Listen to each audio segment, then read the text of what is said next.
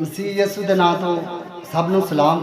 ਮੈਂ ਤੁਹਾਡਾ ਆਪਣਾ ਪਰਸਤਾਰ ਗੁਲਸ਼ਨ ਸ਼ਹਿਜ਼ਾਦ। ਰੋਜ਼ੇ ਚੱਲ ਰਹੇ ਨੇ, ਰੋਜ਼ਿਆਂ 'ਚ ਲਾਈਵ ਗੀਤ ਕਰ ਰਿਹਾ ਤੇ ਲਿਹਾਜ਼ਾ ਸੁਣੋ ਔਰ सुन के लाइक करना, मेहरबानी शुक्रिया।